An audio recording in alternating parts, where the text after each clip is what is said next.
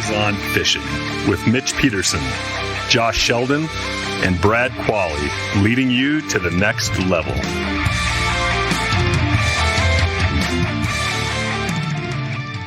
Hey everybody, welcome back to All Eyes on Fishing. Gonna kind of have a fun one tonight. We got to talking like we always do this. We start talking before we always do that. Tape.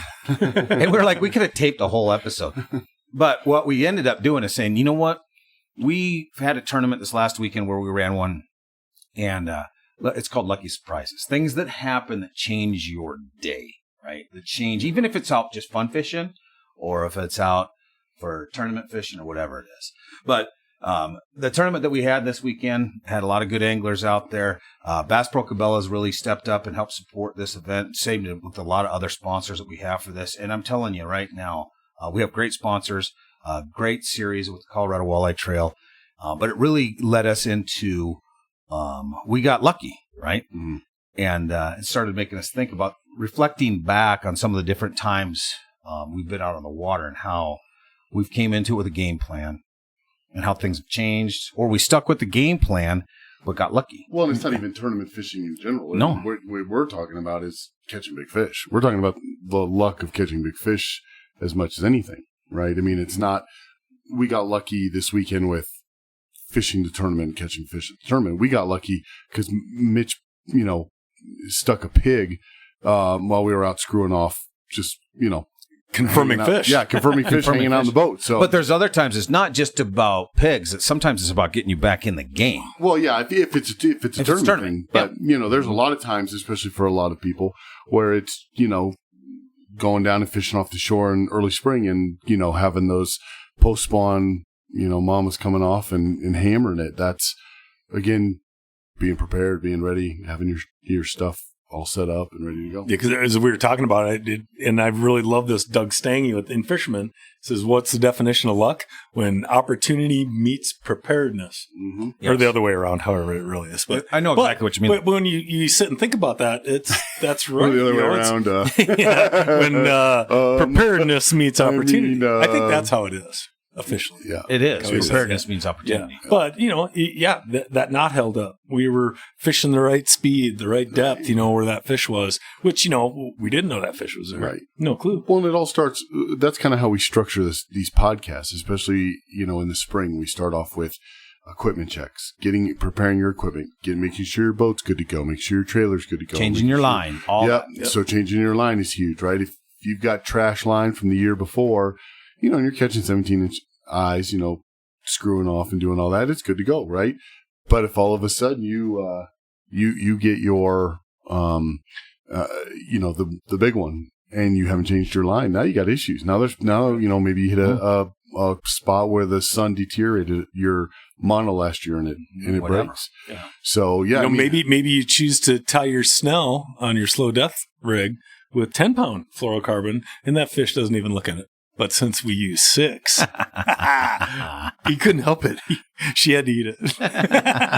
We'll get more into that beauty in a minute. But think about times. Do you guys want to just focus on right now on some tournament stuff? We can go into other stuff too. Yeah. But I can think about a time. Okay, so me and Mitch, you'll know what we talked a little bit about this before we went live. But was it Pueblo? Mm-hmm. We're at? Okay, so we're out at Pueblo on a tournament. This is before we were. It was in the Colorado Walleye Association days, so it wasn't our series, but it was before they left the realm of tournament fishing. We were fishing that series. We might have still been tournament directors. I don't remember, but 4 of them. But in that series, we were allowed to fish as tournament directors. We just came in an hour early, and then we ended up having others weigh our fish for us to confirm them for the day. So, but anyway, we had been fishing out in Pueblo. And we were fishing, we were pulling bouncers. Me and Mitch do pull a lot of bouncers, but and you've heard it. Josh is like, you guys are the masters of pulling bouncers. Well, we like doing that, right? So, but we were pulling bouncers over weeds that was brush piles because the water was a little bit flooded and the fish were there. We were hammering them. We were dropping our bouncers down, 1.5 ounces or 2 ounces, I don't remember, but then we were raising them up just like we did at McConaughey, like 4 or 5 cranks to be able to tickle the top of the bushes because you can't run a bouncer. I love it when that happens. I know. when you tickle the tops of the bushes and then you pick them out of there. Yeah, I know. It's the best. But anyway, so that's what we were doing. And we were doing pretty good on the days before the tournament started. And the conditions were the same for the couple pre-fish days. And it was really looking like it was going to be the same for tournament days. Nothing had really changed. But we get there and the wind had changed. Just 90 degrees, but it blew it a little bit different. Now our slip is different, the way we're running our boat. Coming across, we're not keeping it perfect. We're not able to keep our lines with that little bit of current that was there, just how we had it before over that brush, and we were getting snagged up a lot more. Mm-hmm. Doing the same thing, same speed, but our angle of approach was different on our, because we were slipping different. On our run was different. It was back before you were introduced to fiberglass. Yeah. So, but anyway, it was something that we had to deal with, right? And it was getting frustrated. We caught a couple fish, lost a bunch, snagged, breaking off snells nonstop. Because in a tournament, everything is magnified by like 10 times. Yes. Yeah, your frustration and happiness, right? Right. But it's maxed out during a tournament. Yeah. So we were fishing, and I think we had like 3 fish in the box. Nothing great, but good enough fish. But we pretty much stopped catching fish, and we were frustrated. It's like, oh my God. We need to take 15 minutes and just get out of here, reassess what we're going for the day. So we drove out into, not the middle, but onto a flat, and just said, okay, we're going to make a sandwich. We're going to take 15. It's like our halftime. We're going to regroup, figure out. Because we take a breath. Give each other a back rub. No. Seriously, no. But the moral of that story. Come here, mate, sit in front of me. The moral of the story is we didn't stop fishing. We just stopped what we were doing and get refocused, talk it through instead of just feeling that anxiety or that pressure, even stress. More. Yeah, it's just stress. Yeah. So we get out to this flat, and it's only like 23, 24 feet. And we just park the boat. We don't anchor, nothing. We throw up because we already had bouncers out. Put them off the side of the boat. We're just drifting it like we would a Lindy rig. Making a sandwich, figuring out where we're going to go with the way the wind's changed. Because the wind had changed enough that the 3 or 4 spots that we fished were really conducive to the wind blowing a certain way. Was it blowing hard, or was it just change?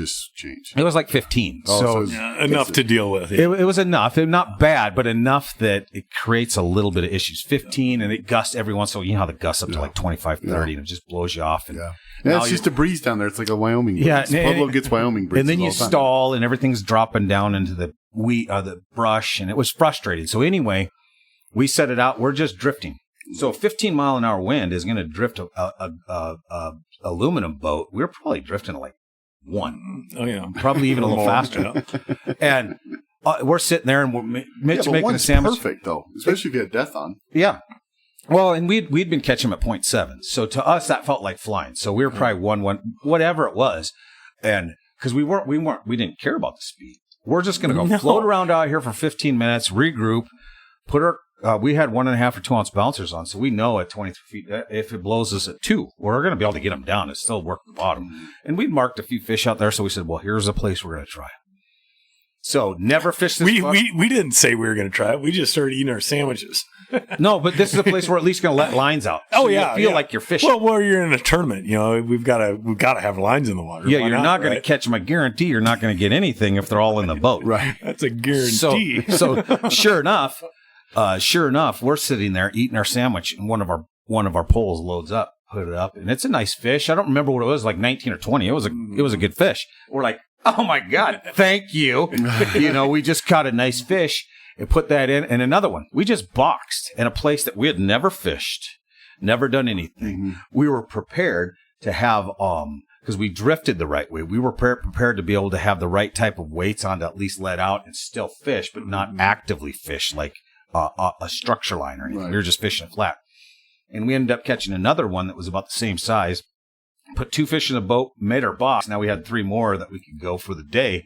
But it put us down into a calm level to where now we didn't catch any more. So, of course, we stayed out there for another 45 minutes, drifting around and nothing, right? But what it did is get us back in the right frame of mind. Gilligan lost its... Yeah, it put us back in the right frame of mind to now go look at the right type. So we said, okay, we were fishing this type of structure. We were fishing this depth.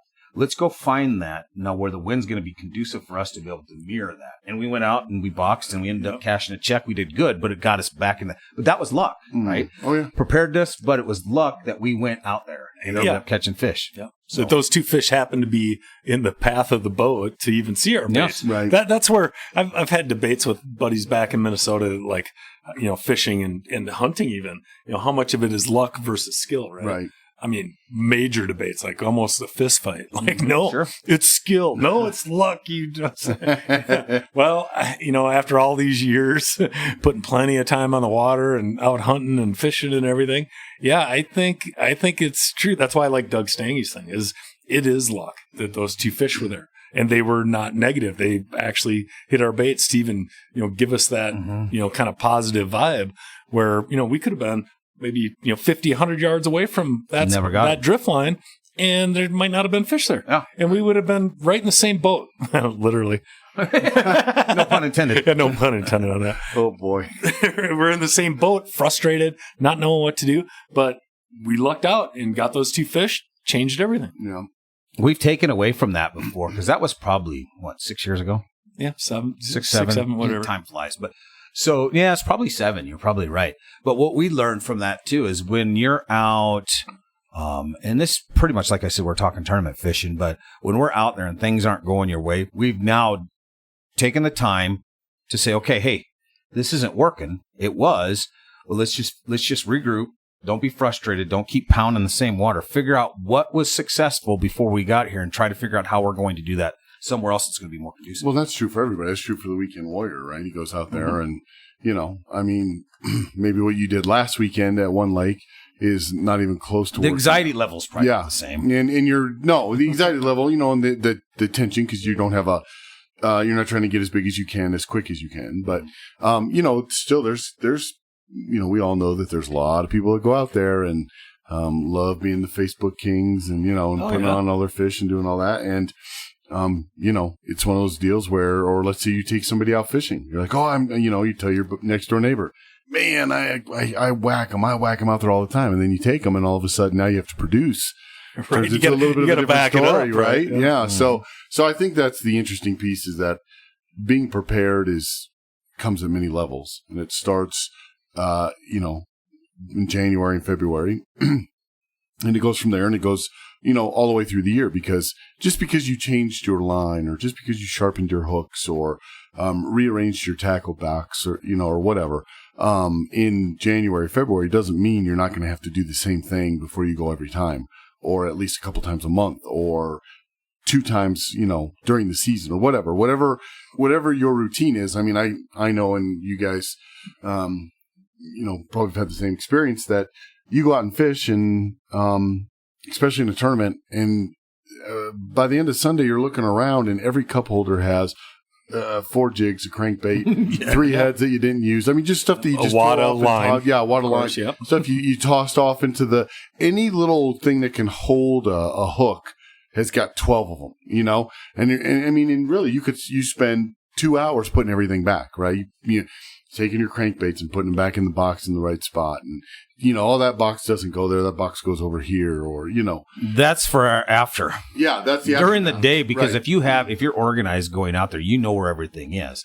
Right. And we've actually done it too, and I think you've done it too. There's a lot of times that we leave the cranks out and we put them on noodles, so we can remember what we've used, especially if it's like we're trolling, it's a crank bite and it's shut down. Now we're changing cranks out for all 4 rods constantly and changing depths and speeds and stuff. But you end up, after you've changed out like a dozen or 15, 20 different cranks, you're like, did we try the 7 natural? I can't remember. So we end up putting those out, like the cup holder thing. We put them out so we can remember, nope, we kept that. We've used that. We've tried that. You know what I mean? Because it's a mind game when you're out there. Well, and I mean, I'm just saying that you have to, lock and load again, right? Oh, yeah. So you could leave Sunday and it looks like that. You get back to your house and you're sitting there in the boat, trying to get it cleaned up. Well, if you didn't do that, and let's say you went out fishing again Tuesday or Wednesday of that week, and it still looks like that, now your preparedness is starting to diminish. Yeah. And now, like you said, you're out trolling, and let's say, Natural was the big one right now, and you used it at the tournament, and now you're looking for them at the lake you're at home, and you can't find it because it's in 7 different cup holders, or it's all tangled up, and you're trying to untangle stuff, and or you can't remember what, or a hook broke, or whatever. Brad broke your rods. But yeah, you get a broken rod or 2 of them, and 2 rod tips broken. Done, gone By Brad. Yeah, by Brad. Yeah. Well, Hey, I did catch fish at the last tournament on both new rods, so I want you to know that The all replacements. is forgiven. Yes, they were nice too. They felt good. You're welcome. Yeah. Did he pay for them? no. Yeah. Yes, you did. Oh, I did one. Yes. No, well, we Split it up. Yeah.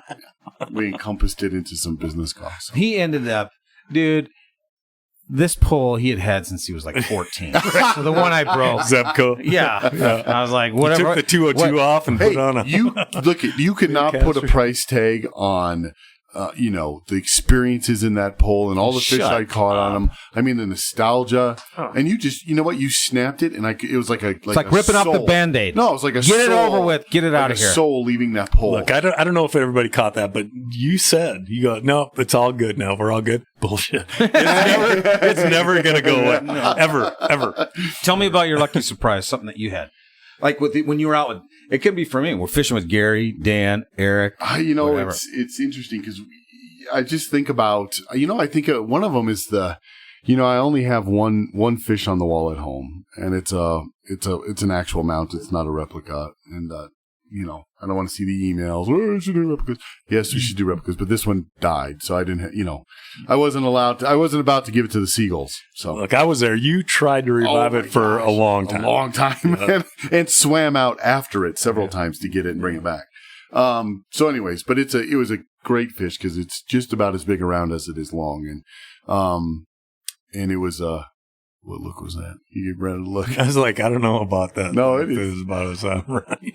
Anyway. I'm picturing a sunfish-shaped walleye here. It was thick. It's like the one you guys didn't be. No, it was a toad. Big one. That is. So, but anyways, I've got my little brother who is fishing with me at the tournament again, Pueblo, and It was Pueblo. I thought it was McConaughey. No, Pueblo. No, Home Lake, because Oh, that's right. and then we had to remember we scrambled to get re-prepared for the next day. And we drove up in that massive rainstorm It's to Springs. to go get stuff at Bass Pro. But anyways, so Pueblo's Home Lake. I grew up there down the street and, from the lake, and so my little brother is with me, and my little brother's a police officer in Colorado Springs, and he doesn't. He's not so little either. Yeah, Pretty jacked.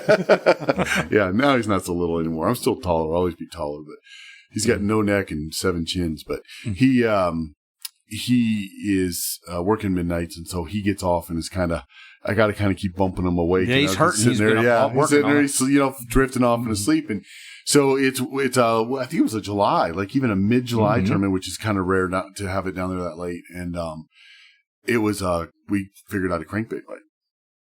And so I had this storm.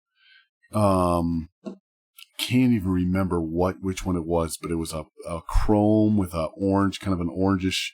I had an orange belly and kind of a like a goldish highlight. Was it hot and tot? No, it wasn't hot and tot. It was there. It looked kind of like a flicker shad, kind of their version of like a flicker shad. And I had seen him at Sportsman's Warehouse at the time I lived in Fort Collins, which is like 3 hours away. I had seen him in Sportsman's. I bought 2, and the night before we left for Pueblo went down. So anyways, throw this. We're like exactly like you said. We got the boards out. We're rolling through them, getting crankbaits. We're doing pretty well. We've got, I don't know, probably 3 fish in the box, and all of them are, because that's when we had to do a size line. That's when we were doing weigh-ins. So it was anywhere between 18 and 20 inches. I think we had one that was 20, another one 18 or so. And then all of a sudden we get a double, and one goes down and the other goes down, and I'm bumping my brother to wake up, and he gets over there, and he's reeling one in, and we can tell the one he's reeling in is a pretty decent sized fish. And I see the other board go down as he's reeling it in, and I'm like, well, we'll just leave that. I went out there for a minute because I need to net his fish. And so he's kind of reeling it in, and we get a little glimpse of it after I get the board off, and it's a nice fish. So I go, hey, I'm going to start reeling in this other one, which happens to be the pig. And, and we'd kind of hang out there. Well, preparedness, right? I had just changed all the line. I fresh 10-pound mono on all my lines. If I had crappy line, that fish was out there fighting the board for probably 35, 40 seconds before I even started to bring her in. crappy line, she'd have snapped it off. Could have. Brand new lure, brand new hooks. Thank God, right? What if it's one of my older cranks or I hadn't taken care of the hooks or whatever? You know, we all have those. Mm-hmm. I mean, who knows, right? I mean, who knows how that fish gets hooked up, even with a crankbait. So anyways, my brother gets that fish up, and it's a nice one. It's like a 22. We're like, oh, yeah. I was like, we'll worry about the other one. Let's get this one. I netted, put it in the bottom of the boat, started reeling in the other one. And just like you were this weekend, all of a sudden you get that first head shake, and you're like, yep. Oh, this is a good one. I was like, oh, and then the board goes under. I was like, oh. I was like, oh, I go, hurry up, put that one in the box, hurry up. I'm going to need you, you know? And I said, well, I said, we got it. Like, this is a bigger fish, I think. So it's, you know, taking me down. We get up there, get the board off, and then I can really feel the weight of the fish. And it's that one of those ones where you get the board and it goes from being kind of a troll. So I slow down the motor, and that fish just pendulums right underneath the boat. And, you know, now it's a straight up and down fight because he's digging. I was like, holy shit. Like, what do we got? So anyways, it was really weird because you could just see the black back of the boat. I mean, of the fish. And I could tell it was a monster. So I was like, oh, that, like, just a pig. Get it, you know, get it in, get it netted. It was the craziest thing because you know how it is, man. When you're going for that net, you're just praying you don't feel it. Boop, you know, adios, right? So we get it in, and there were boats watching us at this point, and they're cheering. And cheering? Yeah, it was come like, on, really? Like Mangelli and his wife were there, Grace, trolling like not, close to us, and I think maybe Snyder's might have been close. And so, anyways, we get it up, and I mean, it didn't even fit my live wells. You know, I had that aluminum Ranger, and they had two small live wells, not that big one across the back. Yeah. And so I think I called you. I called you. Yeah. And I said, hey, I know the weigh station isn't open, but I got a pig. I was like, because we were running the tournament. Yeah, I can't even measure her. Like, I haven't even measured her. I just got her up and put her in the water because I don't want anything to happen to her. But she's kind of not, you know, she's tired, not feeling it. I said, and the live well's too small. So I had two options. Can I stick her in your live well, which is bigger, and just so she doesn't die on me? Or can we hurry up and run this fish in and weigh her? And you're like, nothing's set up. We're not going to set up till noon. Like, so I was like, okay. Well, and it sucked too, because of course we'd want to do that for anybody, but you know, you do that for one team, you got to do it for everybody, and it was like, we can't do it. Right. So, which sucked, but so I sat back there. It was probably the right decision. Yeah. I sat back there with her forever and kept her, and she was kind of, you know, bowed in this live well, and I ended up putting snap weights all over her fin. She had snap weights everywhere to hold her upright, which ended up working. She did great throughout the day. She survived the entire day. Just stressed. Yeah, she was just tired and stressed. And, you know, we're putting fish in. I had two live wells, so we were putting fish in the other one. But it was just a great example of, again, like we're talking about, I have the snap weights to be able to put on the fins, you know, to be able, and I didn't fizz or do any of that. She wasn't deep. I think we were only fishing 6 or 7 feet below the surface. But, you know, she was stressed, tired. So we have the snap weights. So new crankbait, new line. A net guy that finally woke up in time to net her. A knot that held. And the knot that held, right? And the being able to put her in the back, and the live well working right. And I had the stuff that you sprinkle in the live well to kind of the calmer. So, I mean, it worked out, but I was shocked as hell because everything we'd caught trolling cranks was, you know, I mean, decent fish, but nothing like that. No. So that's the part that the luck is, right? That's the part where the luck was. We're going to take this over to the next level. Mitch has a good story from this last weekend. And then I was also thinking about when we were, the luck that we had when we were fishing McConaughey, the surprises that you had when you were fishing that line, and we ended up catching catfish and tried to fool you. Yeah. It didn't work out, but we had fun. Yeah. But anyway, let's take this over to the next level. You can find us at aof.supercast.tech. You can go there. AEOF. Yeah, aof.supercast.tech. Well, you said it so fast, you're like, AOF. AEOF. Which is short for All Eyes on Fishing. Yes, right. Very good. Very good. Supercast.tech. So follow us over there from everybody at All Eyes on Fishing. Special thanks. Special thanks. Bass Pro Cabela's. That's right. You just did it. Thank you. For supporting this podcast. Yeah. No, we appreciate that, guys. Yep. So check us out on the next level. Thanks. This has been All Eyes on Fishing. Thanks for listening. If you like what you heard, go ahead and subscribe to The Next Level. and you can hear longer podcasts and more information on all of your favorite topics. And check us out at alleyesonfishing.com for apparel, blogs, and other information. Don't forget to check us out on Facebook, Twitter, Instagram, and YouTube. All Eyes on Fishing, leading you to the next level.